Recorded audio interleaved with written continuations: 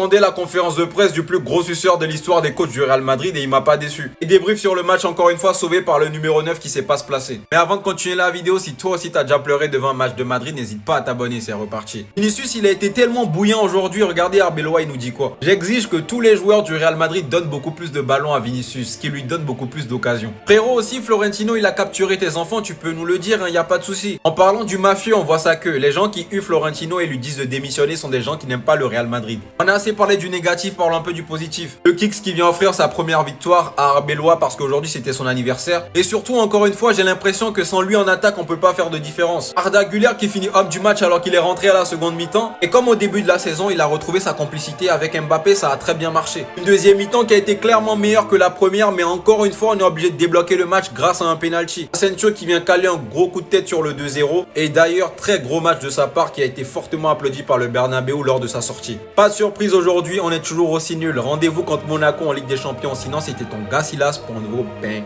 Que Vinicius il vient de faire à la fin du match, j'ai bien l'impression qu'on peut plus le sauver. Alors qu'encore une fois, t'as pas été bon sur le terrain, le minimum ça aurait été de réagir comme tes coéquipiers. Mais avant de continuer la vidéo, si toi aussi t'as déjà pleuré devant le match de Madrid, n'hésite pas à t'abonner, c'est reparti. Dès le coup de sifflet final, Vinicius il fait le choix de directement rentrer au vestiaire. À l'inverse de Bellingham et Mbappé qui eux réagissent très bien et vont applaudir les fans. Après une chose est sûre, on est arrivé à la limite, il n'y a plus besoin de le siffler sinon il va arrêter le foot. Je lui en veux pas, il est pas en confiance, il a tenté de faire des différences mais c'est pas passé. Ce genre de frappe là, Vinicius il aime bien nous les faire une, deux fois par match, il est abonné en ce moment. Là, il faut se faire violence, j'ai même plus besoin de l'enfoncer, le Bernabeu a été d'accord avec moi, c'est le plus important. Il a été le plus sifflé aujourd'hui, je pense que c'est le seul des trois, Bellingham, Valverde, Vinicius, qui a été sifflé jusqu'à la fin du match. Valverde et Bellingham de leur côté, ils ont réussi à transformer les sifflets en applaudissements, qui prouve malgré tout que Vinicius aurait pu nous donner une bonne prestation. Valverde et Bellingham, leur seconde période, elle a pas été dégueulasse. Il y a un truc qui a changé, à l'ancienne même s'il était nul, il essayait quand même de rester positif. Mais là, à chaque fois qu'il rate quelque chose, à chaque frappe ratée, à chaque passe ratée, il commence à bouder, il a envie de pleurer. C'est dommage d'avoir un joueur avec ce talent mais qui n'arrive plus à l'exploiter. Je vais pas l'enfoncer plus que ça, sinon c'était votre gars Silas pour un nouveau banger.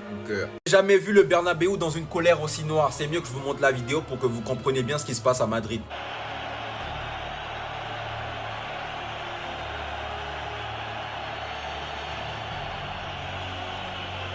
Je pense que maintenant c'est évident pour tout le monde. Joga Vomito est sifflé sur chacune de ses prises de balles. Carrément, il n'arrive plus à dribbler. Les Madrilènes, ils sont pas aveugles. Florentino démission après s'être attaqué à Bellingham, Vinicius et Valverde sur le terrain. Ils sont sifflés, ils sont insultés de tous les noms. Malgré ça, Levante 19e en Liga a plus de tirs que nous à la mi-temps, 0-0. À l'inverse de presque toute l'équipe, Mbappé lui n'a pas été sifflé par le Bernabeu. Et avant le début du match, il est venu réconforter Vinicius qui était presque au bord des larmes avant de rentrer sur le terrain. Les gars, je vous l'avais dit, je vous avais donné rendez-vous ce samedi, c'est le divertissement. Les gars, vous vous rendez même pas compte à quel point on est nul. On joue Levante à domicile, on a un tir cadré à la mi-temps. Le Kicks il s'est plaint à plusieurs reprises parce que ça va pas assez vite. Les joueurs ils sont placés, on comprend rien sur le terrain. Je fais jamais de vidéo à la mi-temps, mais là c'est tellement grave que j'étais obligé d'en parler. Moi je vais regarder la suite du match, on s'attrape pas à la fin, sinon c'était votre gars Silas pour un nouveau banger. Le Bernabeu c'est pas Twitter, le Bernabeu c'est pas TikTok. Votre tristesse, les gars, ne nous fait pas plaisir. C'est pas dans cet état à la base qu'on veut vous voir. Mais le Bernabeu, dans son entièreté, aujourd'hui, vous a fait comprendre. Et ce, malgré la victoire dont on va parler. Que vous avez définitivement merdé. Que vous avez causé des problèmes, que vous avez détruit des choses. À aucun moment donné, le stade favoriserait ce genre de comportement plutôt que de vous serrer dans ses bras. Mais vous avez trop oublié que le Real Madrid était le club le plus prestigieux de l'histoire du football. Maintenant, Vinicius, maintenant Bellingham, va falloir se réveiller. Dire au revoir à ce qui s'est passé et accueillir l'avenir. Parce que ce mec qui a rien demandé a confiance en vous. Certains joueurs ne sont pas là pour abandonner, montrent de la persévérance. D'autres sont là pour montrer de la continuité. Mais tout cela passera forcément par un collectif qui pour l'instant n'est pas en rendez-vous. Surtout quand je vois Jude Bellingham se plaindre ainsi à Vinicius. Mbappé se retourner carrément contre toute son équipe. Qu'il se plaint que l'équipe joue mal. Aujourd'hui, il y a encore de nombreuses choses à jouer cette saison. Vous pouvez encore tout reprendre, mais c'est votre volonté. Rendez fier cet homme qui vous a fait tant confiance, dont aujourd'hui, même lui, on réclame son départ. Vous aviez besoin de tout ça pour vous remémorer. Là où vous jouez, vous l'avez oublié. Maintenant, tout est clair. Et toi, tu es un peu fade. Madrid a fait l'exploit de gagner face au 19e de Liga. Ah les gars, faut pas minimiser, hein. Ils sont sortis face à une D2, les 17e. Donc bon, les gars, faut pas minimiser, ils ont quand même battu les 19e de Liga, les gars.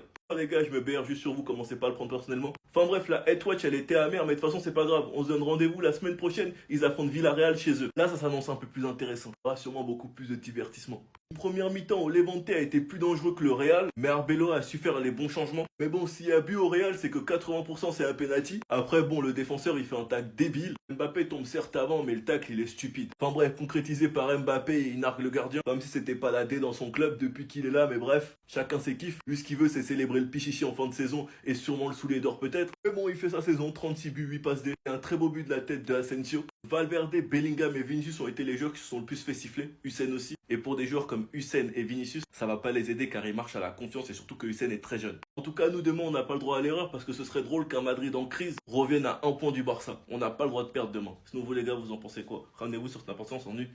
Peut-être, je dis bien peut-être que ce club n'est pas foutu en fait. Écoutez les sifflets.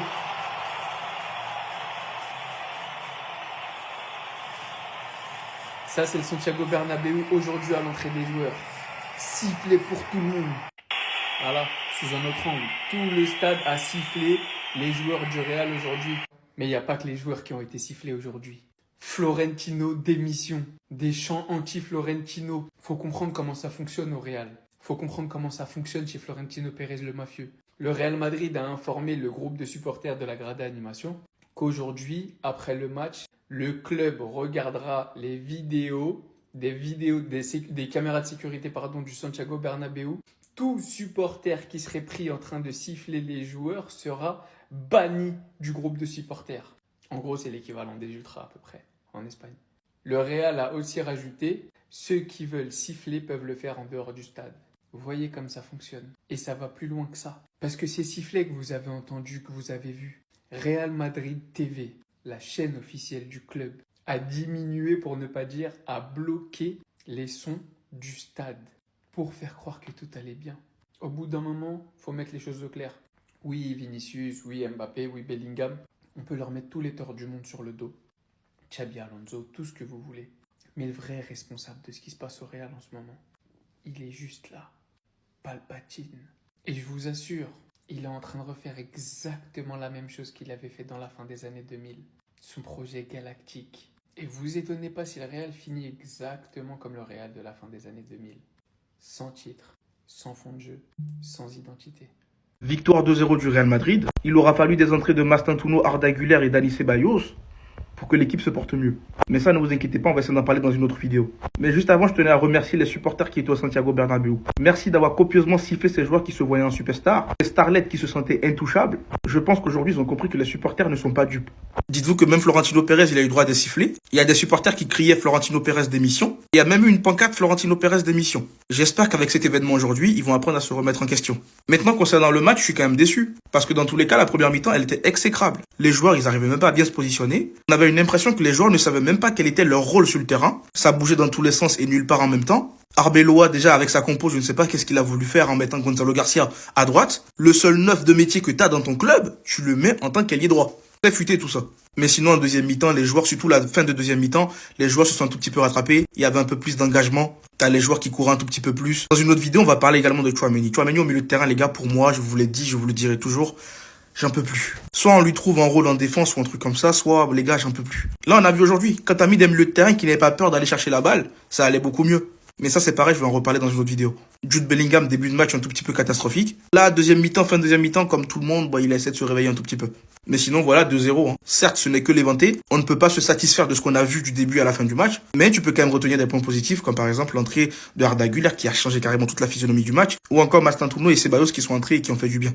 Mais sinon, voilà, vous dites-moi dans les commentaires ce que vous avez pensé du match. Et surtout, pour ne rien louper, vous savez ce qu'il vous reste à faire. Arda Güler, les Madridistas, mais quelle entrée en jeu. Aujourd'hui, mon chouchou, il était au rendez-vous. C'est ce Arda-là qu'on a envie de voir tous les matchs. Il faut juste qu'il prenne confiance et qu'il travaille son jeu quand on affronte une équipe à haute intensité. Le bien qu'il nous a fait aujourd'hui, surtout son entrée avec Mastantuono. Mastantuono, la patte gauche, tu la vois. Hein. C'est pour ça que je dis tous ceux qui se précipitent sur lui, les gars, calmez-vous, laissez-lui du temps. Le petit n'a que 18 ans. Il joue dans un Real Madrid qui n'est même pas cohérent, une équipe qui se cherche. Et celui à qui vous voulez vous en prendre, c'est un petit jeune de 18 ans. Dani Ceballos, son entrée a également fait du bien. En fait, là, cet après-midi, le Real Madrid, on vient de prouver une chose. La construction d'une équipe cohérente passe par la construction d'un milieu cohérent. Ce n'est pas pour rien qu'il y a des entraîneurs comme Carlo Ancelotti ou encore Xabi Alonso qui ont demandé des milieux de terrain qu'ils n'ont jamais eu. Imaginons au moins on aurait remplacé Toni Kroos, on aurait ramené un top milieu qui sait garder la balle, un top milieu qui sait dicter le tempo d'un jeu, le met à côté des mecs comme Arda Güler, comme Bellingham, les gars, ça peut être très propre. Mais ça, le Real Madrid, l'administration, ils veulent pas le comprendre. Déjà, tu as mené en 6, moi je vous l'ai dit, je n'en peux plus. Soit tu le mets en défense, soit tu le mets sur le banc. On a besoin, aujourd'hui au Real Madrid, on a besoin devant la défense, on a besoin d'un joueur qui sait porter le ballon. Et la dernière fois, il y en a qui ont goûté un peu à Cestero. Vous avez vu un peu un 6 moderne. Dans le placement défensif, il y est. Dans le placement offensif, il garde le ballon. Il demande le ballon dans les pieds. Il sait se positionner. Il porte le jeu vers l'avant. Moi, c'est ce genre de profil que j'aime. Après, c'est peut-être mes goûts à moi. Mais moi, je trouve que le football de Tchouaméni, en tout cas en tant que 6, son profil, moi, ne me convient pas. Si tu veux un Real Madrid rapide dans les transitions, un Real Madrid juste dans les passes, tu mets un bon mec devant la défense qui sait porter le ballon et tu le mets à côté, des joueurs un peu techniques. Et vous allez voir qu'il y a beaucoup de choses qu'on va régler comme ça. Sinon, bref, dites-moi dans les commentaires ce que vous en pensez et surtout pour nous un peu c'est ce qu'il vous reste à faire. Vinicius Junior a été le joueur aujourd'hui qui a été le plus sifflé par le Santiago Bernabéu. Est-ce que pour moi c'est mérité? Bien sûr. Est-ce qu'il me fait quand même de la peine? Bien sûr. Apparemment, il était tout triste quand ils sont allés s'échauffer et que le Bernabéu les a copieusement sifflés. Il était tout triste apparemment et c'est Pintus et Kylian Mbappé qui sont allés le consoler. Et c'est pareil à la fin du match, ils se sont tous fait siffler. À la fin du match, il est rentré directement dans les vestiaires. Alors oui, personnellement, il me fait de la peine. Mais ils en avaient tous besoin. Et lui y compris. Que ce soit lui ou tous les autres joueurs qui se sont fait siffler, ils se sentiront piqués dans leur ego et ils comprendront qu'on ne peut pas manipuler l'opinion publique, surtout avec le Santiago Bernabéu. Et s'il a été sifflé aujourd'hui, c'est tout simplement dû à 3 choses. Déjà, par rapport à son contrat, il ne renouvelle pas, il ne donne pas signe de vie. Deuxième chose, ça fait un petit moment qu'il n'est pas bon. Certains supporters estiment qu'ils ont déjà été assez patients. Depuis son ballon d'or perdu, il n'est pas constant. Et troisième chose, il a réussi à faire virer Xabi Alonso du club. Sa rébellion a réussi à faire virer Xabi Alonso. Et ce qui a saoulé tout le monde, c'est surtout la manière avec laquelle ils ont fait virer Alonso. Et quand ce dernier est parti, Vinicius, même par respect ou par bonne manière, il n'a même pas laissé un message. Donc en fait, le message, il était clair. Il était clair, il ne voulait pas de Xabi Alonso et il l'a fait comprendre. Ils ont viré un entraîneur pour lui faire plaisir. Et ça, ils n'ont pas aimé en Espagne. Maintenant, pour retrouver peut-être le niveau de Vinicius Junior, moi je me dis, il y a une ultime option à tester. Et franchement, si tu la testes et qu'il ne revient pas, on ne peut plus le récupérer. C'est de construire un bon milieu de terrain. Parce qu'aujourd'hui, on a vu en deuxième mi-temps, là, surtout à la fin du match, le milieu de terrain, quand il était cohérent et qu'il était bon, il y avait du toucher de balle. Vinicius Junior, on arrivait à le trouver un peu plus. Commençait à toucher un peu plus de balles. C'était plus cohérent. Parce que l'histoire de juste lui ramener un bon neuf, ça ne suffit pas. Parce qu'on a déjà vu des matchs, hein. Il a joué avec Gonzalo Garcia, qui a fait son boulot, mais bon, Vini était quand même mauvais. Donc maintenant, l'ultime option, c'est de mettre un milieu de terrain cohérent, bon balle au pied, et là on verra ce que ça peut donner, s'il retrouve son niveau ou pas. Moi perso j'ai envie qu'il retrouve son niveau, hein, dans tous les cas, parce que Vinicius Junior, je l'ai toujours dit, pour ceux qui pensent que je le déteste, je l'ai toujours dit, Vinicius Junior c'est un joueur quand il est à son maximum, quand il est à son top niveau, il n'y a personne qui le touche. Et ça ne m'empêchera quand même pas de dire quand il est mauvais, de dire qu'il est mauvais. Donc voilà. Dites-moi ce que vous en pensez dans les commentaires, et surtout pour ne rien louper, vous savez ce qu'il vous reste à faire. Madridista, suite à la victoire du Real Madrid 2-0 face à Levante, Álvaro Arbeloa a donné sa conférence de presse d'après-match. Conférence de presse que je vais vous résumer dans cette vidéo et qu'on va essayer d'analyser ensemble.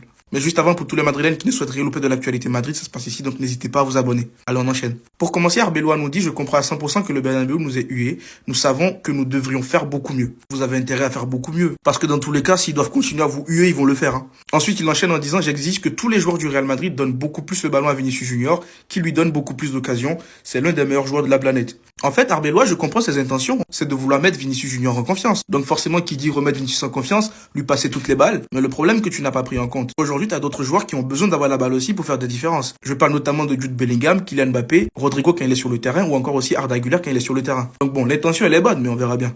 Je suis tellement fier de Vini, c'est un honneur pour moi. En soi, c'est bien de vouloir bien le saucer. Parce qu'on le sait tous et personne ne peut le nier. Un Vinicius Junior qui retrouve son niveau, c'est un Vinicius Junior qui est injouable. Donc, l'intention de le remettre en confiance, on a compris. Maintenant, faut voir si ça fonctionne. Ce qui m'a fait vraiment plaisir aujourd'hui, c'est que les 11 joueurs ont tous été courageux. Je suis tellement fier d'eux et ils ont tous demandé le ballon. Ils ne se sont pas cachés. T'es sûr qu'ils ont tous demandé le ballon? La première mi-temps, tu l'as regardé en même temps que nous ou pas du tout? Ils fuyaient tous le ballon en première mi-temps, c'est une dinguerie. Mais bref. Arda est tellement talentueux, c'est un passeur incroyable, il est très jeune mais aussi expérimenté, il aura un rôle important chez nous. Il est très jeune certes, mais expérimenté, bon, un peu, juste un peu, parce qu'il a besoin de prendre encore beaucoup en expérience, et ça se voit sur le terrain, hein. Surtout quand on affronte des équipes qui élèvent un peu le niveau de compétitivité. Mais sinon oui, Arda Güler, s'il travaille bien les gars, il peut être injouable.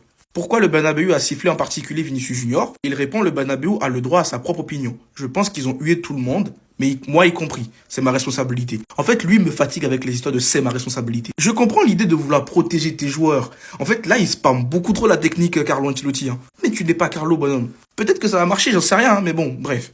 Vini représente parfaitement ce que représente le Real Madrid. Aucune peur, réclame constamment le ballon, caractère bien trempé, défend le Real Madrid corps et âme. Ce qu'il a accompli dans ce club, peu de gens l'ont fait. Bah, y a aucun mal à être d'accord avec ce qu'il dit. C'est juste que les gens, ils disent aujourd'hui que Vinicius Junior a perdu de son niveau. Tout ce que tu viens de décrire, c'est le Vinicius Junior d'il y a 2 ans. Mais là, aujourd'hui, le Vinicius Junior qu'on voit, il est différent. Mais comme je dis, on verra bien. Bellingham de près est encore meilleur qu'à la télévision, c'est un leader, il a tellement couru aujourd'hui, il a déployé tellement d'efforts, c'est l'un de nos leaders avec Vini, Fede et Kylian. Donc là on voit clairement que Arbeloa il a choisi ses leaders, hein. Vinicius, Kylian, Federico Valverde et Bellingham. Il n'y a pas de Rodrigo, hein. Je dis ça, je dis rien.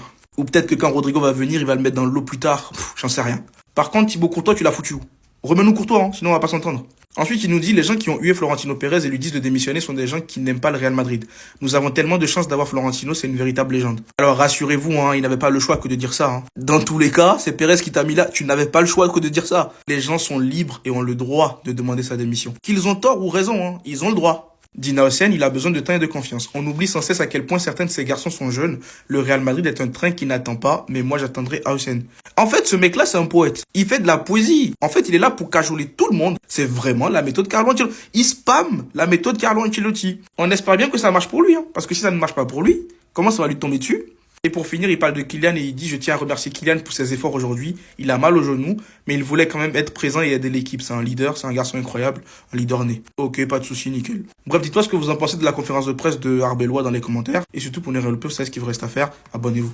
C'est un scandale. Levante se fait voler en 4K. Et je vais vous le prouver dans cette vidéo. Monsieur Penalty a encore frappé. Le dictateur Mobutu a marqué encore une fois un penalty dans sa carrière. La définition du Real Madrid cette saison, non penalty, non parti. C'est exceptionnel ce qui se passe au Real Madrid. Ce Real Madrid qui a été sifflé par tous les supporters madrilènes.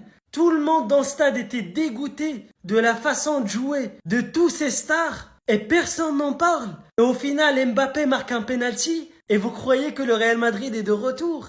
Non, ça se passe pas comme ça. Kylian Mbappé a marqué son 12e penalty de la saison face à Levante.